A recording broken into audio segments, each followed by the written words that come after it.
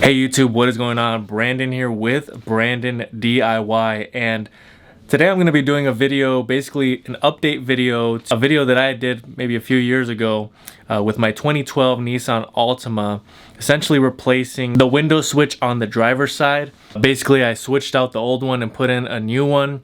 However, I'm now having issues. I'm actually going to be selling the car, and I have someone that wants to buy it, and I want to fix that really quick before I end up giving it to them because I have the part. Again, in the video that I made a few years ago, I recommended one type of window switch, and now I'm going to be recommending a new one with a different brand, and I'm going to make sure that everything works before I upload this video and everything, so that you know that the switch that you're purchasing that's in the description below is actually going to be a really good functional switch if you're having issues right now opening any one of your windows from that master switch that's on the driver's side. So your support to this channel is greatly appreciated. I hope this video ends up being helpful. If it is, please make sure to like. Any questions at all, comment below. And if you want more content like this, please make sure to subscribe. So without any further ado, why don't we get started with this replacement?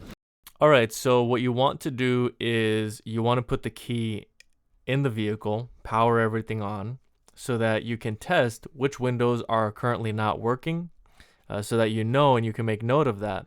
Currently for me, nothing is working. None of the windows. It's really the only thing that's working is the lock and unlock button. All the other windows, I think there's only one of these windows that is semi-working with this switch. So we need to swap it out. So you're going to use a flathead screwdriver to remove this leather piece. It might not be leather on your vehicle.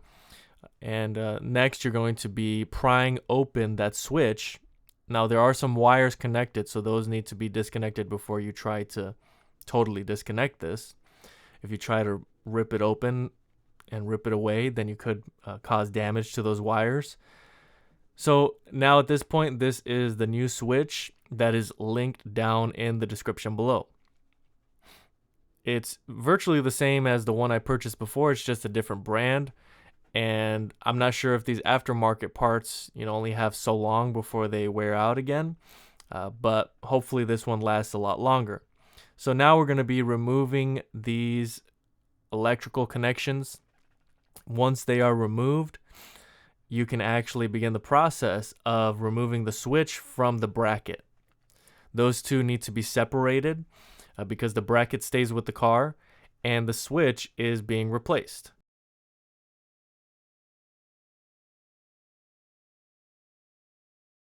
So hopefully you have an easier time removing the switch from the bracket. It took me a few minutes, but then I was able to remove it, and now I'm placing in the new switch into that bracket, reconnecting all of the cables, and I'm going to be reinstalling everything at this point. Now, before you put everything back together, what I would recommend, what I always do, is make sure that everything is working. Make sure that it's not a worse product than what you had before, because you'd rather switch it back to the old one than use the new one that's not functioning at all. So here is the test. The front driver's side window is now working alongside every other window. I think there was only one window that was still giving me a little bit of an issue, but for the most part, I now am able to control all of my windows, and that lock button is also functional as well.